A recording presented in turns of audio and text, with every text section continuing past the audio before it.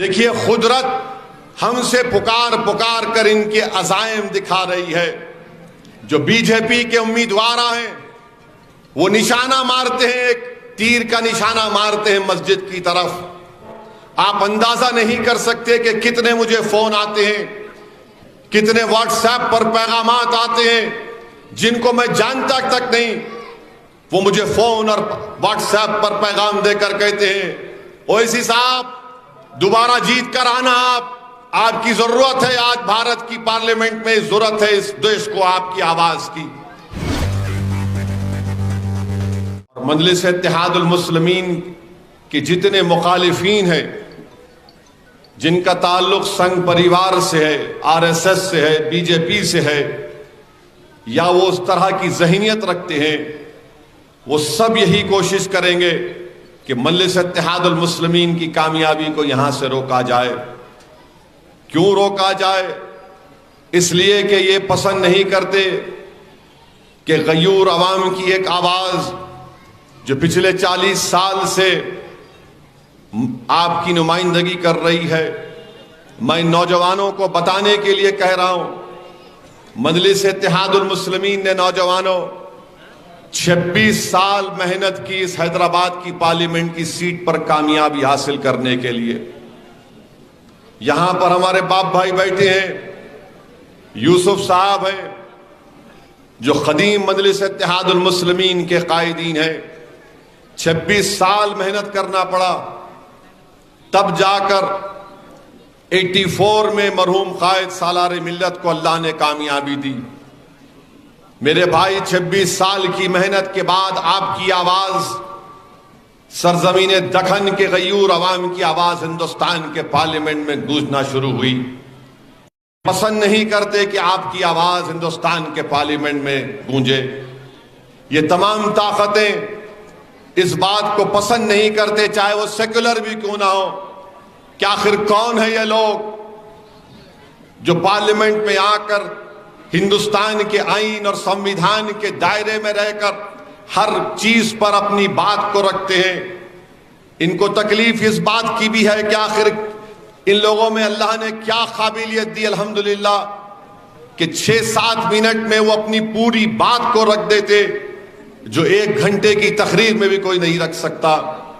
ان کو اس بات کی تکلیف ہے کہ بے باک طریقے سے مجلس ایوان پارلیمنٹ میں اپنی بات کو رکھتی ہے.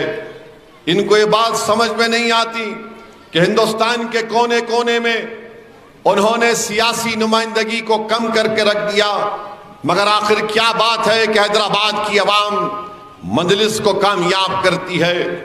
تو یہ تمام کوششیں کی اور حربے کیے جائیں گے. میری آپ سے دون گزارش ہے کہ آپ اپنے اتحاد کو اور مضبوط کریے.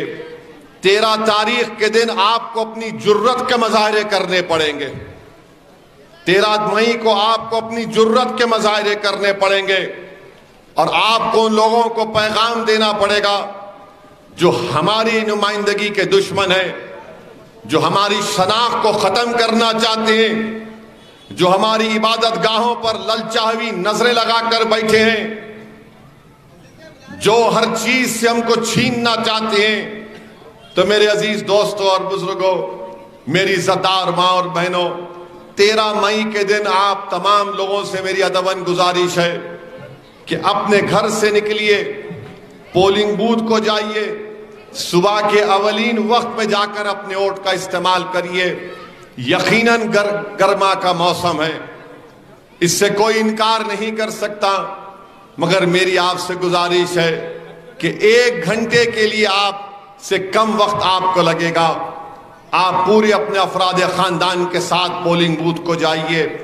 یاد رکھیے یہ گرمی اگر آپ 1 گھنٹے کے لیے برداشت کر لیں گے تو 5 سال تک جو فرقہ پرست طاقتیں اپنے ناپاک منصوبے اور عزائم کو لے کر اس ملک کو گرم کرنا چاہتے، اس ملک کو جو لوگ گرم کرنا چاہتے ہیں، اس کے مقابلے کے لیے آپ کے نمائندے کی ضرورت پڑے گی تاکہ وہ آپ کے جذبات اور آپ کے الفاظ کو، آپ کی تکالیف کو نہ صرف حیدرآباد بلکہ ملک کے کونے کونے سے جو کمزور مظلوم عوام ہیں چاہے وہ مسلم اقلیت ہو، دلت ہو، آدیواسی ہو، یا ایک بڑی تعداد میں ہمارے سیکولر ہندو بھائی ہوں، آپ اندازہ نہیں کر سکتے کہ کتنے مجھے فون آتے ہیں، کتنے واٹس ایپ پر پیغامات آتے ہیں جن کو میں جانتا تک نہیں، وہ مجھے فون اور واٹس ایپ پر پیغام دے کر کہتے ہیں اویسی صاحب دوبارہ جیت کر آنا، آپ کی ضرورت ہے، آج بھارت کی پارلیمنٹ میں ضرورت ہے اس دیش کو آپ کی آواز کی، ہم حیدرآباد کی عوام سے امید لگا کر بیٹھے ہیں۔ میرے عزیز دوستوں اور بزرگوں، یہ صرف آپ کی آواز نہیں ہے، یہ صرف آپ کے اتحاد کی نشانی نہیں ہے، یہ صرف آپ کی ایک مرکز سیاسی کی طاقت نہیں ہے، بلکہ ہمارے بزرگوں نے جو محنتیں کی، آج یہ آپ کی حیدرآباد کی پارلیمنٹ کی سیٹ پورے ملک کے کمزور اور مظلوم عوام کی ایک آواز بن چکی ہے۔ اللہ کا بہت بڑا کرم اور فضل ہے۔ اسی لیے میری آپ سے گزارش ہے کہ ووٹ کا استعمال کریے۔ ایک دن آپ کو نکلنا ہے، 13 مئی کے دن آپ کو اپنے کے ووٹ کا استعمال کرنا ہے۔ اگر آج آپ نہیں نکلیں گے تو پھر کب نکلیں گے؟ دیکھیے قدرت ہم سے پکار کر ان کے عزائم دکھا رہی ہے۔ جو بی جے پی کے امیدوار ہیں وہ نشانہ مارتے ہیں، ایک تیر کا نشانہ مارتے ہیں مسجد کی طرف۔ وہ کیا پیغام ہم کو دیا جا رہا ہے؟ وہ مسجد کے اوپر تیر کا نشانہ نہیں تھا، وہ حیدرآباد کے امن کو برباد کرنے کے لیے کوششیں ہیں۔ وہ تیر پھینکنا صرف مسجد کے اوپر نہیں تھا، یہاں کی بھائی چارگی کو ختم کرنے کے لیے تھا۔ وہ تیر پھینکنے کا ویڈیو تلنگانہ میں فسادات کو برپا کرنے کے لیے تھا۔ وہ تیر پھینکنے کا ویڈیو اس بات کا پیغام دے رہا تھا کہ یہ ہمارے عزائم ہیں، یہ ان کے عزائم ہیں۔